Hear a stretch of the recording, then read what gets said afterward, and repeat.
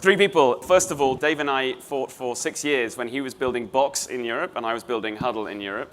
And now we've come together, reconciled our differences, and realized we have a lot more in common than we had a different apart. So very honored to have him here to talk about expanding a US company, a US darling, into the European market. We have Axel, who is part of the EQT team now, but he was head of international markets for Spotify. So literally everything that Spotify did internationally, he ran. And we're very honored to have him now as part of our team, based out of Berlin, so thank you.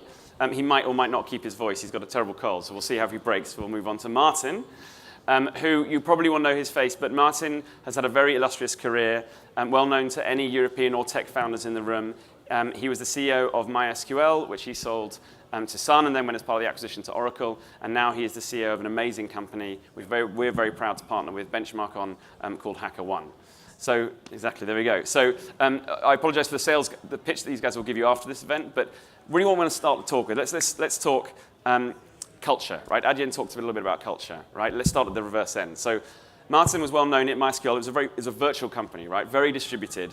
And that's probably the hardest thing to grow in culture in a distributed team. So you had the hardest challenge. Can you talk a little bit about culture, building a CEO, why you're so passionate about it? Yes, at MySQL when we had 500 employees, 70% worked from home in 32 countries across 16 time zones. And the benefit when you have a distributed organization is that you can only hire self-motivated, self-driven, well-managed, disciplined people. And that's, by the way, the kind of people you should hire anyhow. So you can build a very strong culture with them if you go all in digitally. But you have to, the whole leadership has to be digital, and you have to show digitally everything of your personality. Which is really hard, right? I mean, no, it's not hard. You just have to be crazy and nuts. So we did a monthly conference call with the whole company, which we called Radio Sakila. Sakila was our mascot. And at one point, our Bulgarian guy said, Martin, you can't call it radio if there's no music. So the only thing I could do as a Scandinavian was I sang a drinking song. And then it became the tradition that every month after the 1 hour call, I sang a drinking song to the whole company. And every time I sang a new drinking song, because we have many of them. And it is really silly. It's not just the Brits, by the way. It's just all of Europe, right? But it does build culture, because that's how you build the closeness that you otherwise would have in the karaoke bar or at the Minna studios here. And you can do it digitally. There's no doubt. But you have to be crazy enough to go all in digitally. And Dave, your experience, you were translating, and you've done it several times now, very successfully, translating US companies into Europe. Box being the most recent one, but you've done tons of others. So what's some of the things you've learned? Yeah, I think when you're translating something like Box or any of the previous companies, you've got to be very particular about what the culture is and what the values of the company are. And I think when you start remote offices, you've really got to be able to articulate that well. I think when you hire your first leader in a new region, as well as all the other skills you want to find, you've got to really find someone who's, subscribes to those values. So it's not enough to find a great sales guy.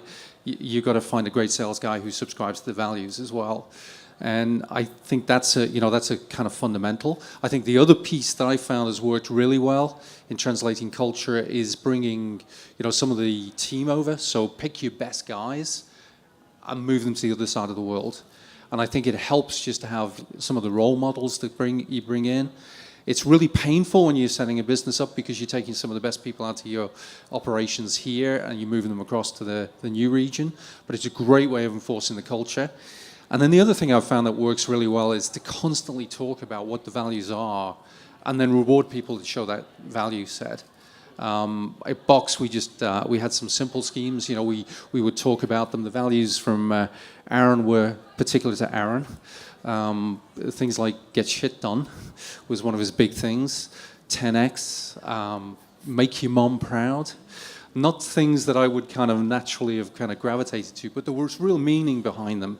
And so we tried to reward people then that showed those things. And just simply at the quarterly reviews, we would have people who have submitted, who showed the value the best. and we'd literally put money on it. And Martin does an amazing thing of this when I was with the HackerOne. He has cartoon drawings of superheroes on the wall of particular people from the team he's commissioned every month, right? That are amazing. They're an awesome thing. We do. Those are hackers on the outside. It's the community. It's still cool, yes. though. It's a great way to build that culture, right? And build the heroes. One thing that resonated was a plan. Being deliberate, building a playbook, and not amazing how many startups we see that go, oh, we want to go from the UK into the US, like the biggest market in the world, the most complicated, crowded, competitive market, and just rush in without a plan. And Axel, you guys had the ultimate plan, right? Deliberate, sacrifice, taking people out, you mentioned, Dave, from the best business to go and do this internationally. What were some of Spotify's things you learned, right? I mean, in the beginning, we were starting out as a small Swedish company. Early on, the decision was made to launch the US, which was sort of a do or die bet. Spotify realized that. Kind of turned out all right for you guys. It did. But I mean, it was. We realized that we were in a winner-takes-all business where network effects would play a massive role. So for us back then, as a small Swedish company, that was a kind of big bet to go over the Atlantic. A bet that some other streaming players that now no one remembers what they were called did not do. Really dig the boots in there. And I think that's, I mean, when you as a European company are looking at the US, should we launch the US or should we not? I think that's one of the key considerations. Is it really core? Do you have to be in that market to win long term? And in Spotify's case, we realized that we just absolutely had to. There was no other choice. But the common thing you guys have all talked about it, and Sam did, was about failure, right? Not being afraid. It's a playbook, right? And you'll get it wrong, but you'll learn from it, right? Yeah. And in addition to that, we also realized that to win the streaming game, we had to launch almost all countries in the world at a very fast pace. So we set out, the plan was to be in every country in the world as fast as we possibly can. And how fast did you go? And that was, so we launched about 55 countries in 3 years' time. So on average, more than one country a month.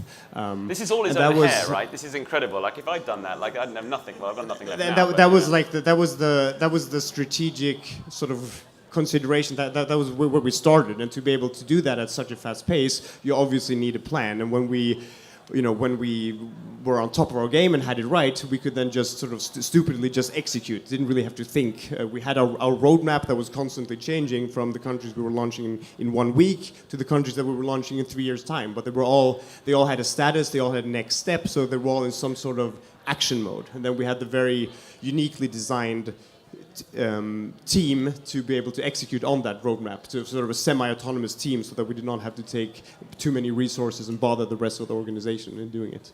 I think, look, it's an incredible story, and I think these guys are going to be around. I don't want to take up too much of everyone's time sitting here, because I know that's the point. So these guys will be around, and I'm sure you would love to hear their experiences. I think if I was to add one more thing from the B2B side, and maybe you'll know this, Martin, you'll know this, and Dave, is product. I'm obsessed about product market fit, right? If you're going to go and enter a new market, unless you've got slam dunk product market fit, there's no point going there at all, and you'll fail. And it's only then that you can do all these amazing things about the team, about the culture, about the playbook.